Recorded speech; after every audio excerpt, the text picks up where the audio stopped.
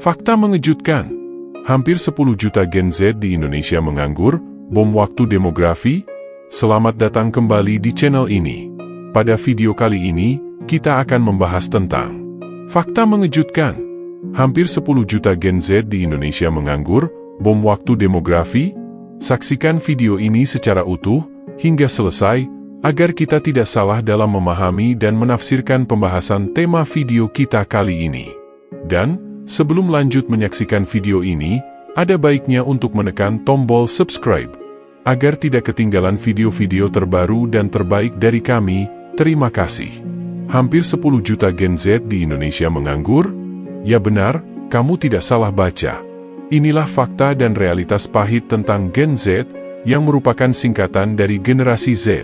Jadi, realitas ini terungkap setelah diungkap sebuah laporan dari Badan Pusat Statistik, BPS, di mana ternyata terdapat sekitar 9,9 juta warga berusia 15-25 tahun yang tidak terlibat dalam pendidikan, pekerjaan, atau pelatihan, yang berarti mereka berstatus menganggur atau tanpa kegiatan, atau not in employment, education, and training, NET. Data ini dikumpulkan dari survei yang dilakukan selama periode 2021 hingga 2022. Dari total tersebut, mayoritas pengangguran adalah perempuan muda, sebanyak 5,73 juta orang. Sedangkan 4,17 juta sisanya adalah laki-laki muda. Kelompok usia 15-25 tahun ini merupakan bagian dari generasi Z, yang juga dikenal sebagai Gen Z. Generasi ini mencakup individu yang lahir antara tahun 1997 hingga 2012.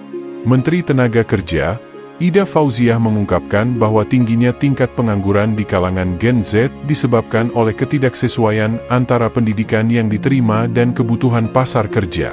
Data-party mismatch. Jadi output dari pendidikan vokasi belum mampu berkesesuaian dengan kebutuhan pasar kerja, ujar Ida dalam rapat kerja dengan Komisi 9 DPR RI pada Senin, antara 20 Mei 2024. Ini menunjukkan adanya masalah ketidaksesuaian antara dunia pendidikan, termasuk pendidikan vokasi, dengan dunia kerja. Hal ini juga menandakan bahwa banyak Gen Z mungkin salah dalam memilih jurusan studi. Ida mengungkapkan bahwa generasi Z di Indonesia yang menganggur umumnya adalah mereka yang baru lulus sekolah dan belum melanjutkan pendidikan lebih lanjut. Secara lebih rinci, Ida menyatakan bahwa pengangguran berusia 18 tahun adalah lulusan SMA atau SMK, sementara mereka yang berusia 24 tahun adalah lulusan perguruan tinggi dengan gelar S1 atau D4. Dilihat dari data, memang pengangguran kita ini terbanyak adalah mereka yang statusnya mencari pekerjaan, mereka yang sudah lepas dari pendidikannya, jelas Ida. Menaker juga menjelaskan bahwa selain belum mendapatkan pekerjaan, tingginya angka pengangguran di kalangan Gen Z disebabkan oleh ketidaksesuaian antara pendidikan dan pelatihan yang mereka terima dengan kebutuhan pasar kerja. Hal ini terutama berlaku bagi lulusan SMA dan SMK, yang merupakan kelompok terbesar dalam statistik pengangguran muda di Indonesia. Pengangguran kita ini terbanyak disumbangkan dari lulusan SMK, anak-anak lulusan SMA, ini terjadi karena adanya mismatch, ujar Ida.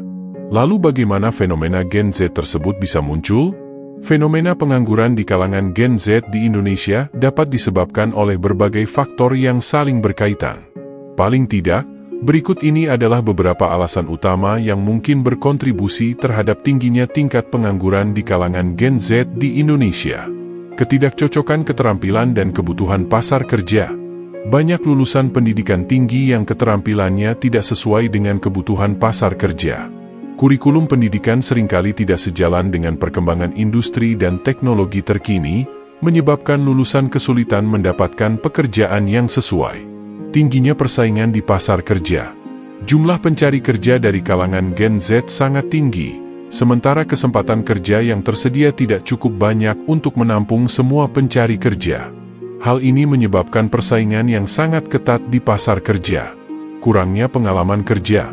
Banyak perusahaan lebih memilih kandidat yang sudah memiliki pengalaman kerja. Gen Z, yang sebagian besar baru lulus sekolah atau perguruan tinggi, seringkali kurang pengalaman praktis yang dibutuhkan oleh perusahaan. Perubahan dalam dinamika kerja. Perkembangan teknologi dan otomatisasi mengurangi kebutuhan akan tenaga kerja di beberapa sektor tradisional. Banyak pekerjaan yang dulu membutuhkan banyak tenaga manusia kini digantikan oleh teknologi. Keterbatasan akses terhadap pelatihan dan pengembangan keterampilan. Tidak semua Gen Z memiliki akses yang sama terhadap program pelatihan dan pengembangan keterampilan yang relevan dengan kebutuhan industri. Hal ini terutama berlaku bagi mereka yang tinggal di daerah terpencil atau kurang berkembang. Terjadinya pandemi COVID-19 beberapa tahun lalu. Dampak pandemi telah menyebabkan banyak perusahaan mengurangi jumlah karyawan atau membatasi perekrutan baru.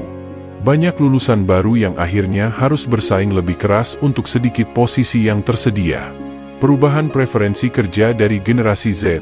Gen Z memiliki preferensi kerja yang berbeda, seperti menginginkan keseimbangan antara kehidupan dan kerja, fleksibilitas waktu kerja, dan lingkungan kerja yang suportif. Tidak semua perusahaan mampu memenuhi preferensi ini, sehingga banyak Gen Z yang memilih untuk tidak menerima tawaran pekerjaan yang tidak sesuai dengan keinginan mereka. Krisis ekonomi yang terjadi. Ketidakstabilan ekonomi, baik di tingkat nasional maupun global, dapat menghambat pertumbuhan lapangan kerja. Ketidakpastian ekonomi membuat perusahaan lebih berhati-hati dalam melakukan perekrutan. Faktor sosial dan budaya? Tekanan dari keluarga atau masyarakat untuk menempuh jalur karir tertentu dapat menyebabkan Gen Z merasa terjebak dalam pekerjaan yang tidak mereka minati, sehingga mereka lebih memilih menganggur sementara mencari pekerjaan yang sesuai dengan minat mereka. Kurangnya informasi dan bimbingan karir. Banyak Gen Z yang tidak mendapatkan bimbingan karir yang memadai, baik dari sekolah, keluarga, maupun institusi lainnya. Kurangnya informasi tentang peluang kerja dan bagaimana cara mencapainya dapat menghambat mereka dalam mencari pekerjaan yang sesuai. Jadi faktor-faktor itulah yang memungkinkan munculnya banyak pengangguran di kalangan Gen Z. Lalu apakah Gen Z itu sendiri memiliki karakter-karakter negatif atau kelemahan generasi yang membuat mereka menjadi pengangguran? Jadi, meskipun setiap generasi memiliki karakteristik yang unik, dan pula tidak semua individu dapat digeneralisasikan, namun ada beberapa persepsi negatif yang sering dikaitkan dengan generasi Z, yang dapat dianggap sebagai penyebab tingginya tingkat pengangguran di kalangan mereka. Nah, berikut ini adalah beberapa karakteristik negatif tersebut. Ketergantungan pada teknologi. Banyak Gen Z yang sangat bergantung pada teknologi dan media sosial, yang kadang membuat mereka kurang fokus dan mudah terdistraksi dalam pekerjaan.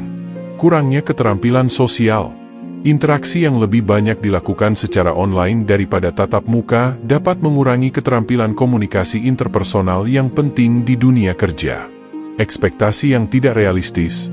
Beberapa anggota Gen Z mungkin memiliki harapan yang tidak realistis terkait gaji dan jabatan di awal karir mereka, yang dapat menyebabkan ketidakpuasan dan pengangguran jika harapan tersebut tidak terpenuhi.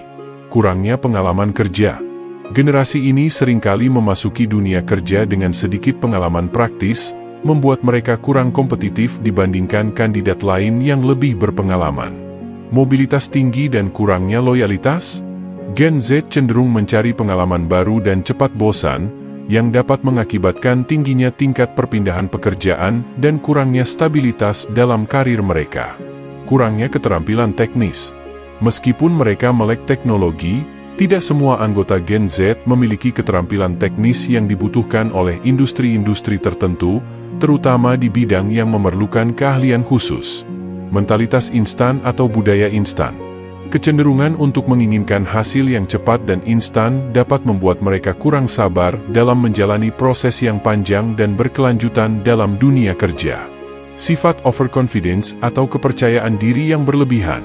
Keyakinan diri yang berlebihan tanpa diiringi dengan keterampilan dan pengetahuan yang memadai dapat membuat mereka kurang dapat diandalkan dalam pekerjaan. Prioritas pada work-life balance. Meskipun hal ini penting, terkadang penekanan berlebihan pada keseimbangan kehidupan kerja dapat membuat mereka tampak kurang berdedikasi atau enggan mengambil tugas yang lebih menantang. Ketidakpastian karir yang akan dipilih. Banyak anggota Gen Z yang masih bingung atau ragu mengenai karir apa yang ingin mereka jalani, sehingga sulit bagi mereka untuk menemukan dan mempertahankan pekerjaan yang sesuai. Akhirnya, masalah pengangguran di kalangan Gen Z adalah tantangan besar yang perlu kita atasi bersama. Dengan pemahaman yang lebih baik dan aksi nyata, kita bisa membantu generasi muda menemukan jalan mereka di dunia kerja. Nah, demikian tadi video kali ini tentang fakta mengejutkan. Hampir 10 juta Gen Z di Indonesia menganggur, bom waktu demografi. Terima kasih sudah menonton, semoga bermanfaat dan mencerahkan. Jika ada pertanyaan, kritik ataupun saran, silahkan tinggalkan komentar di bawah ini. Dan pastikan kamu selalu subscribe channel ini, agar selalu mendapat kisah, tips, dan inspirasi lainnya. Sampai jumpa di video berikutnya.